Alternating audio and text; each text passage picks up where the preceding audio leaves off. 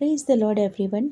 आज मैं आप सभी के साथ दानियल 10 1 से 9 आयत में से एक छोटा सा मनन साझा करना चाहती हूँ, जिसका विषय है जब स्वर्ग की चुप्पी टूटती है। When heaven breaks the silence। क्या कभी ऐसा हुआ है कि आपने बहुत प्रार्थना की, लेकिन ऐसा लगा कि परमेश्वर चुप है? दिन बीत गए, हफ्ते बीत गए, लेकिन कोई उत्तर नहीं मिला। यदि आपने ऐसा अनुभव किया है तो याद रखिए, आप अकेले नहीं हैं। दानियल ने भी यही अनुभव किया था। दानियल अध्याय 10 में हम लगभग 85 ईयर्स के एक वृद्ध भविष्यवक्ता को देखते हैं, जो 21 दिन तक उपवास और शोक में रहा। क्यों? क्योंकि राजा साइरस ने इज़राइलियों को यरूशलेम लौटने की अनुमति तो दे दी थी, लेकिन बहुत कम लोग वापस आए। जो गए भी, उन्हें विरोध, कठिनाइयाँ और निराशा का सामना करना पड़ा। दानियल चाहता था कि परमेश्वर के लोग पूरी तरह बहाल हो, मंदिर फिर से बने और आराधना फिर से शुरू हो, लेकिन ऐसा नहीं हुआ। उसने शिकायत नहीं की, उसने हार नहीं मानी, उसने प्रार्थना करना चुना। 21 दिनों तक उसने स्वयं को परमेश्वर के सामने दीन किया। उसने आराम और सुख सुविधाओं का त्याग इसलिए नहीं किया कि परमेश्वर उससे प्रसन्न हो जाए, बल्कि इसलिए क्योंकि उसका हृदय परमेश्वर की महिमा और उसके लोगों के लिए बोझ से भरा हुआ था। और फिर 21 दिनों के बाद स्वर्ग की चुप्पी टूटी। परमेश्वर ने अपने स्वर्गदूत के द्वारा दानियल को दर्शन दिया। डियर फ्रेंड्स, यह हमें एक बहुत गहरा सत्य सिखाता है। परमेश्वर भले ही चुप दिखाई दे, लेकिन वे कभी अनुपस्थित नहीं होते।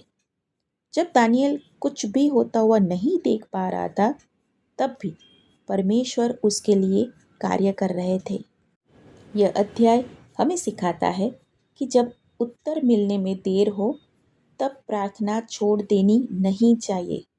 प्रार्थना का अर्थ है परमेश्वर पर भरोसा करना, तब भी जब हम यह नहीं देख पाते कि वे क्या कर रहे हैं।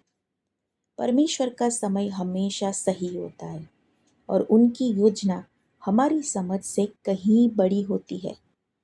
एक और इस अध्याय से हमें सीखने को मिलती है। बाबुल से बहुत से इज़राइल वहीं पे बस गए थे। वे आरामदायक जीवन में इतने सहज हो गए कि परमेश्वर के बुलावे पर वापस नहीं लौटे। आज हम भी कभी कभी ऐसा ही करते हैं। हम इस संसार के आराम, व्यस्तता और सुविधाओं में इतने उलझ जाते हैं कि परमेश्वर की बुलाहट को पीछे छोड़ देते हैं। दानियल हमें चुनौती देता है कि हम अपनी सुविधा नहीं, बल्कि परमेश्वर के राज्य को प्राथमिकता दें। इसलिए यदि आज आपको लगता है कि स्वर्ग चुप है, प्रार्थना करना मत छोड़िए। विश्वास बनाए रखिए, धैर्य रखिए, क्योंकि परमेश्वर की चुप्पी उनकी अनुपस्थिति नहीं है। वे पर्दे के पीछे आपके लिए कार्य कर रहे हैं। इस संदेश से हमें जो सीख मिलती है कि परमेश्वर के कार्य के लिए बोझ हमें निराश नहीं, बल्कि प्रार्थना की ओर ले जाना चाहिए।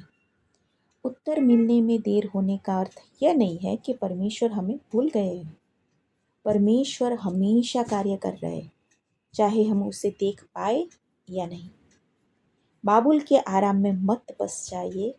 जब परमेश्वर आपको आगे बुला रहे हैं, लगातार प्रार्थना हमारे हृदय को परमेश्वर के प्रकाशन के लिए तैयार करती है। याकूब 5:16 हमें बताता है कि धर्मी जन की प्रभावशाली प्रार्थना बहुत सामर्थ्य रखती है। इस सप्ताह में आप सबको एक छोटी सी चुनौती देना चाहती हूँ। हर दिन 10-15 मिनट केवल परमेश्वर के साथ बिताइए। उनका वचन पढ़िए, प्रार्थना कीजिए और उनकी उपस्थिति में शांत बैठिए। और हर दिन अपने आप से ये 3 प्रश्न पूछिए। क्या मैं परमेश्वर की इच्छा पूरी कर रही हूँ या कर रहा हूँ, या केवल अपनी सुविधा खोज रहा हूँ? क्या मेरे जीवन में कोई बाबुल है जो मुझे परमेश्वर की पूरी आज्ञाकारिता से रोक रहा है? क्या मैं तब भी परमेश्वर पर भरोसा रखूंगा जब मुझे लगे कि स्वर्ग चुप है? इन प्रश्नों पर पूरे सप्ताह मनन कीजिए और पवित्र आत्मा को अपने हृदय में कार्य करने दीजिए। और अंत में हमेशा याद रखिए, परमेश्वर की चुप्पी उनकी अनुपस्थिति नहीं है। वे आपके लिए, आपके भले के लिए और अपनी महिमा के लिए लगातार कार्य कर रहे हैं। परमेश्वर आपको आशीष दे, आपका विश्वास दृढ़ करे और इस पूरे सप्ताह आपको अपने और भी निकट लाए। प्रार्थना करें, हे स्वर्गीय पिता, धन्यवाद कि जब हमें लगता है कि आप चुप है, तब भी आप हमारे लिए कार्य कर रहे होते हैं। हमें दानियल जैसा विश्वास, धैर्य और प्रार्थना में जीवन दीजिए। हमें अपनी सुविधा से ऊपर उठकर आपकी इच्छा को पूरा करने वाला जीवन जीने में सहायता करें। जब उत्तर मिलने में देर हो, तब भी हम आपका इंतज़ार करना सीखें। यीशु मसीह के नाम में हम प्रार्थना करते हैं। आमीन। God bless you.